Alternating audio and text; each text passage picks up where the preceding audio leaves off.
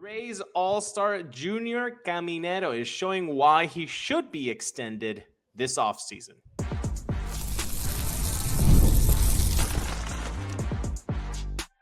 You are Locked On Rays, your daily Tampa Bay Rays podcast. Part of the Locked On Podcast Network, your team every day.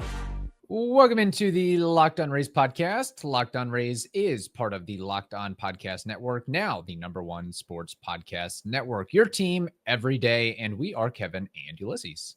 And we are lifelong Rays fans who have been podcasting about the Tampa Bay Rays since 2019. Later on today's show, retired outfielder Kevin Kiermaier is ready and willing to start his coaching career. In a few minutes, the Rays must do something about their outfield glut. But to start, Junior Caminero, he's got the work ethic to match his talent. And we're going to talk about all of that thanks to Game Time. Download the Game Time app, create an account, and use code LOCKEDONMLB for $20 off your first purchase. Kevin, you are right. Junior Caminero's work ethic is the foundation of why he should be extended. No days off for Mr. Caminero during the postseason. I don't know if you guys were aware, if you're not on social media, but he was assigned to be the Spanish MLB player, conducting interviews alongside Vinny Pasquantino and Lawrence Butler. And then we get some news that he has been on a workout regimen for the past month in Tampa, improving his physique in the hopes that he can be even a better version of himself, Kevin. Yes, and I've seen some of the pictures, and he is getting leaner and meaner, and I would assume stronger. I don't know how much stronger he can get, but you can tell that this is his life. Baseball is his life. He enjoys it. He has a passion for it. He's very good at it, and he wants to be better at it. And look, I wouldn't blame him for wanting to, sit on the couch and eat Cheetos and enjoy life for a little bit, but he is doing anything but that. I mean, let's remember, this guy played 154 games in the regular season, not to mention spring training. He had the All-Star festivities and the Home Run Derby, which he had to partake in. And it's like, I mean, if we're being honest, he kind of had to carry the team offensively. So, if I was him, I'd probably want a breather. But you can tell that his heart is in this, and he wants to be the best possible player that he can be, which is a great sign if you want him to continue the track record that he's been on, and if you are legitimately eyeing him for that contract extension, whatever that dollar figure would be. And I think it just says a lot about his character and willingness to be the best he can be.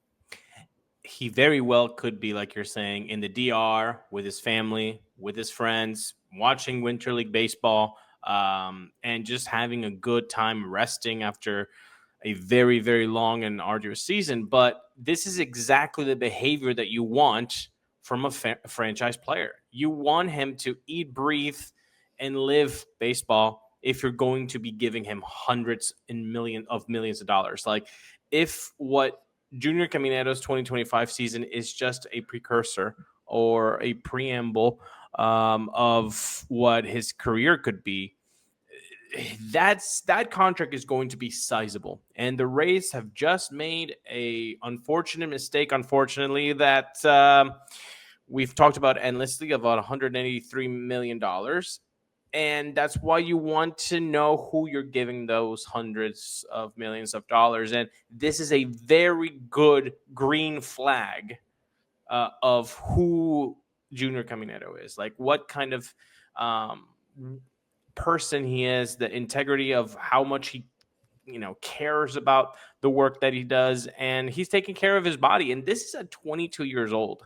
Like, you see this behavior sometimes when guys are like 28, 29, like trying to, okay, well, I can't let it go. I got to extend my playing career. When these habits start early, that's just going to, pay dividends when he's 33, 34, 35, and he has already all those years behind him of all the good things that, gave him a good career.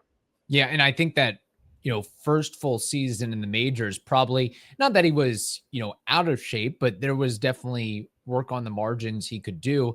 And he realized, like, hey, if I want to be able to sustain this year in and year out and not be exhausted by August or September, and I don't want to have some lingering injuries, I definitely need to make sure that I'm in the best possible shape that I can be. And he's doing that. He's doing all the right things right now. And you hope that with this focal point on getting himself in the best shape possible, that he can be that guy that you can count on for 100, 155 games a year. Because frankly, we haven't had a whole lot of players like that.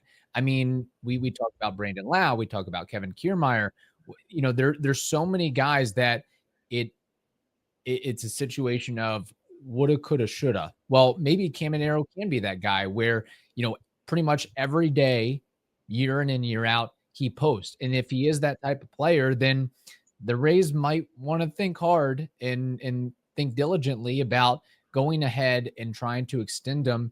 I assume they want, some finality with the Wander situation and maybe in the new stadium. But we've said this before, and we're going to say it again. You're probably going to get to a point when Junior is so good that you will not be able to afford an extension for him. Let this not be a Tarek Skubal situation. Let this not be a possible Paul Skeen situation where the production on the field is so good that you know that the dollar value is so big that you're not going to be able to sign him. But I'll finish with this, Kev. I think there were two things during the offseason that kind of marked him. His experience on the sidelines during the playoffs. And just, I bet he had a lot of fun. And like there was a viral clip with him talking to Lawrence Butler while the Dodgers and the Jays were playing the World Series. That, I think, seeing it from the sidelines, those guys would rather be playing than cracking jokes, Yes. In the stadium. So that's number one thing that I think marked him to, push him into this. And number two, look, I know he adores Jose Ramirez, and it's a Hall of Famer, and it's a countryman, and he would love to play with him in some capacity, maybe in the World Baseball Classic even. But there's also the fact of like he's a professional, and he feels slighted about the Silver Sluggers, and what can I do for that to not happen again? So I think those two things are definitely factors of why we see this push for him to get better.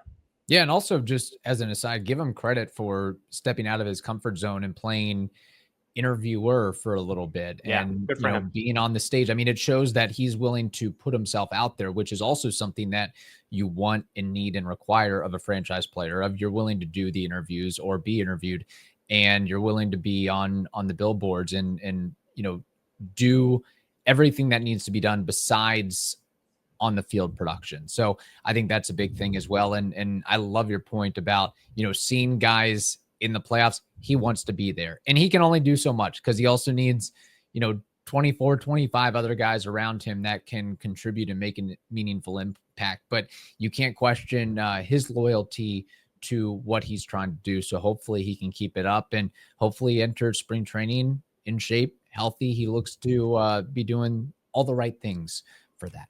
And of those 24, 25 guys that needs to be surrounded by to get to that promised land, well, there's a glut of outfielders that must be addressed during the offseason. The NBA is back, and there's no better place to get in on the action than FanDuel, the official sports betting partner of the NBA. Even if you missed the start of the game, or you want to ride the hot hand, FanDuel has live bets on everything from who will score next to fourth quarter comebacks. And you know what? You can always use them as green Skittles on FanDuel. That's always a lot of fun. And right now, FanDuel is giving you customers $300 in bonus bets when your first $5 bet wins. You heard that right.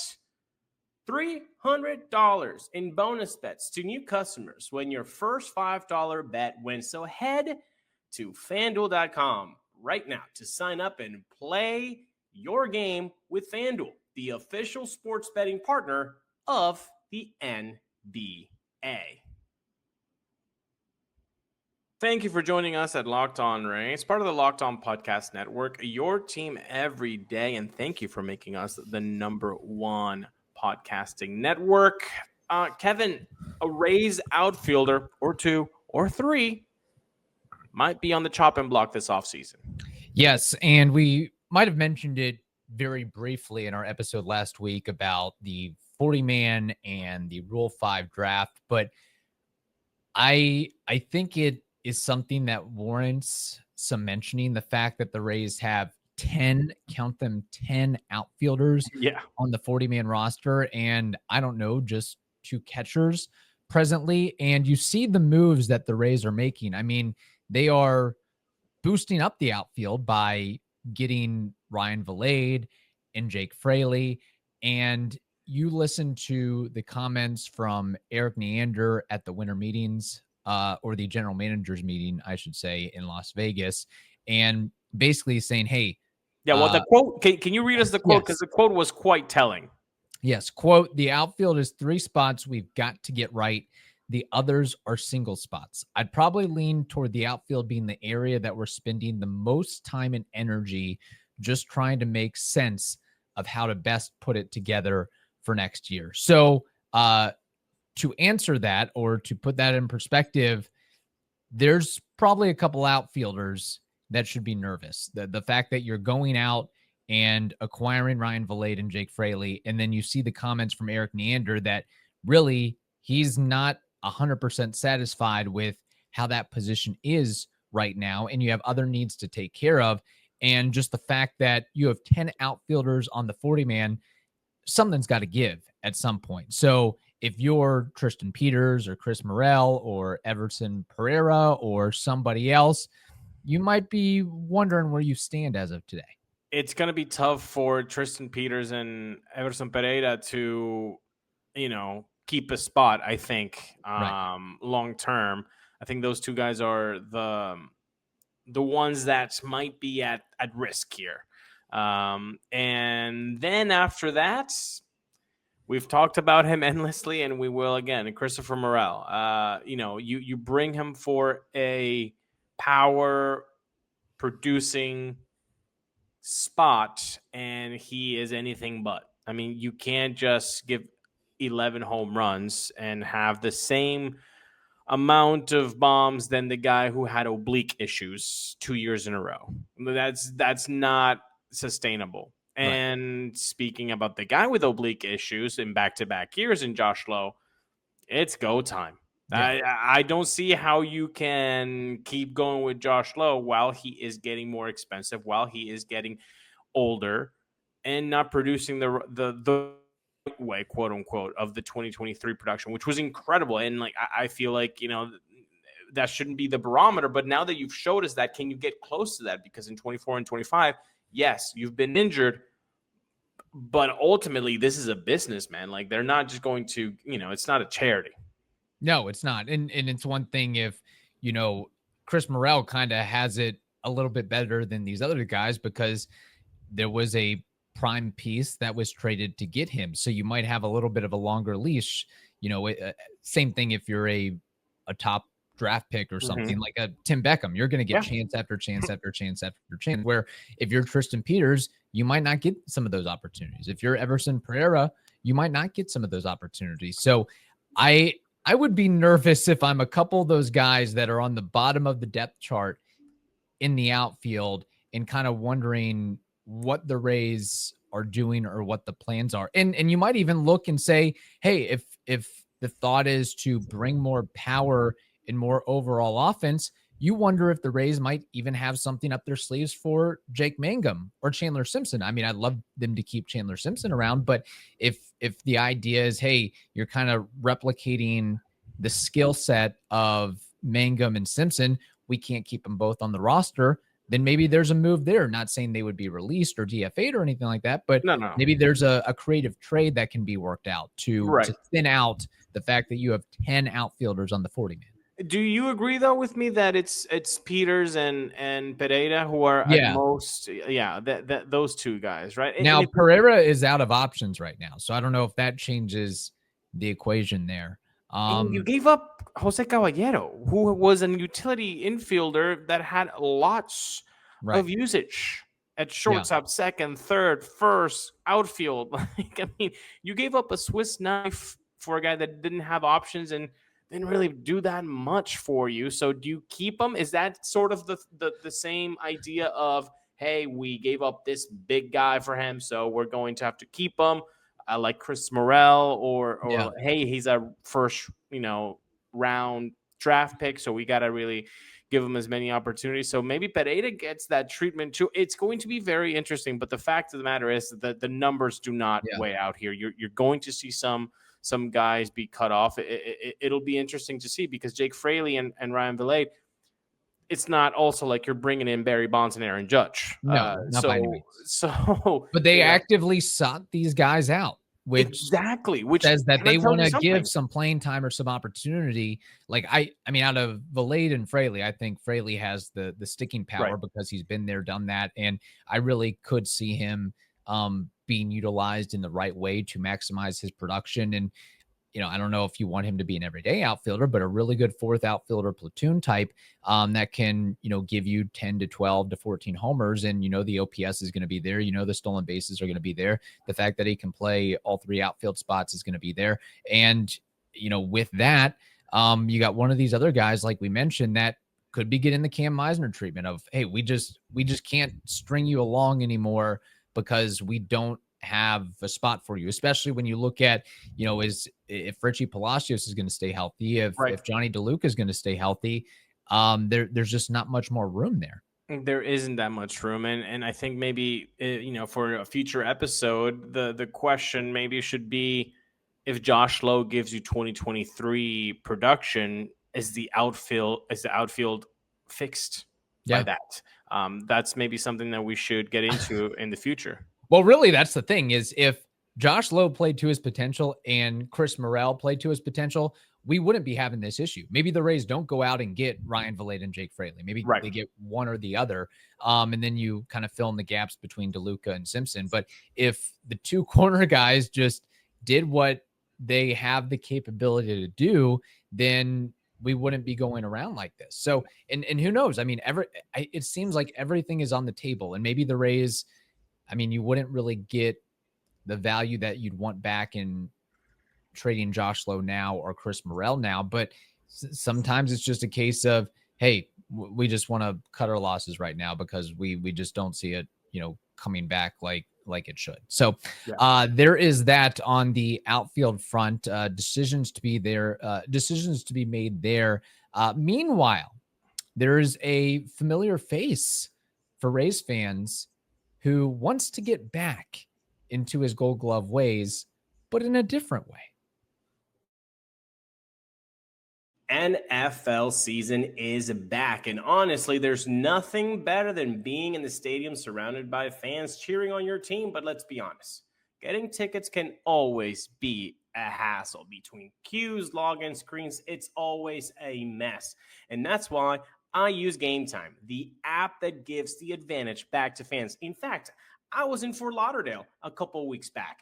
I wanted to see a soccer game. Guess what I did? I used Game Time, because you'll always get 100% authentic tickets. So today, download the Game Time app, create an account, and use code LOCKEDONMLB for $20 off your first purchase. Terms apply. Again, that's promo code LOCKEDONMLB for $20 off your first purchase. Swipe, tap, ticket, go. Download Game Time today.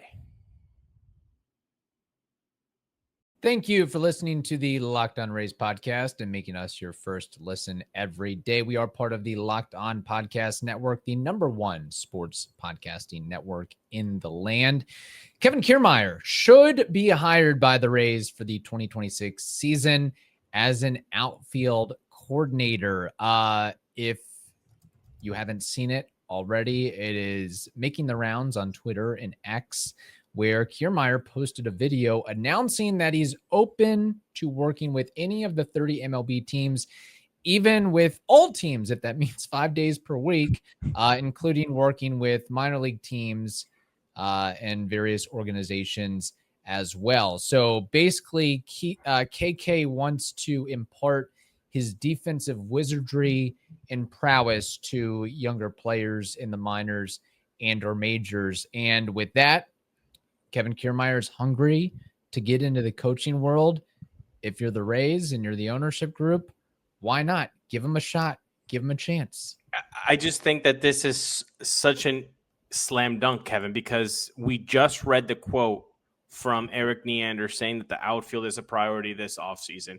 No one is a dazzling outfield defensive guy from the group. Maybe DeLuca in the corners, but like if you look at the group as a whole, Josh Lowe, Morel, Mangum, Simpson, Palacios, DeLuca, nobody is winning a Gold Glove there.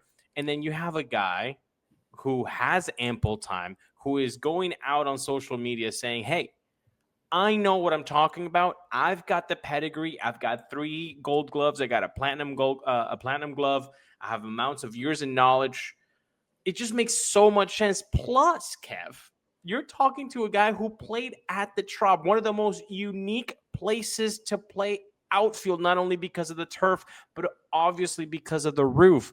I feel like, if unless something happened behind the scenes with the front office and KK, I feel like this is just too easy for the Rays to say, all right, let's work with KK and get some work done. Because imagine what KK could do to speed up, pun not intended, Chandler Simpson's development in the outfield, or Right. Jake Mangum's, or the Luke Palacios. But really, let's just focus on Chandler Simpson. We know the athleticism that Chandler Simpson has. We've all seen it on the base paths. Imagine what we could do if we can just harness that with actual knowledge of how to play the outfield. This kid didn't play the outfield growing up. So a smart thing to do would be to pair him up with somebody that is not only knows it, but is one of the best to ever do it. He's got the credibility factor. And, for the devil's advocates out there that might say, sometimes because you're a great player doesn't mean you're a great coach. Like Barry Bonds wasn't a great hitting coach. Sure. There's guys that they can do it, but they can't explain it well. But I think KK is different than that in the sense that he is verbose enough and is able to get to the level of some of these players, especially guys who have the speed and athleticism like Chandler Simpson. I think there is a world out there where he can do some of the things that KK can do if some of that knowledge is imparted to him. And the fact, a huge thing is the Trop and getting that worked out. I mean, a guy who roams center field like that for years and years, I think could really make a big difference. It's almost as much of a slam dunk as, hey, bring Evan Longoria in every so often to work with Junior Caminero at third base. It's kind of the same, yes. And to the point about Barry Bonds not being a great hitting coach, which you're 100% right, he really was not, unfortunately for the Marlins. But with KK, he's not a first rounder. Second, third, fourth, fifth, sixth. You can keep going for a while to get to Kevin Kiermaier's round, okay, when he got drafted. 30s, people. So the point is, he is a guy that had to work a lot to get there. So it's not like, yes, he has God-given talents and natural-born ability, but he had to work at those even more than people when they're drafted in the first round, second or third round are. Like, I think he is a guy that would make a lot of sense if you want to impart that knowledge, and he seems incredibly open to. Yeah, he seems motivated. Like, yes. I feel like he's got so much money and not enough to do, and he wants to try to, do something with his time that he feels is beneficial and worthwhile. And I think something like that would be huge for him because he knows the game, he knows the position, he knows what he's talking about. And if I was him, I'd want to do the same thing. I don't want to just be sitting on the couch and I can buy a new car or buy a new house or spend my money, but actually, hey, what meaning are you going to have on the day to day? Like you can't just sit around all day and do nothing. It would make the Rays a better team, Kev, ultimately. Whatever you're going to have to pay him, it would make the Rays a better team. And a great PR move too. Yes. For the record. So just wanted to add that, and we'll see where he lands or whom he lands with. I mean, I would think that especially a guy that, recently retired, it's not like the game is past him. It's not like, well, back in my day in the 80s. Right. No, this was just a couple years ago that he was playing in the Trop and, playing against this generation of hitters and players. So he definitely has that institutional knowledge that he can impart. So we'll see what happens with that. In the meantime, we hope you all have a wonderful day. Stay safe, and we will talk to you later.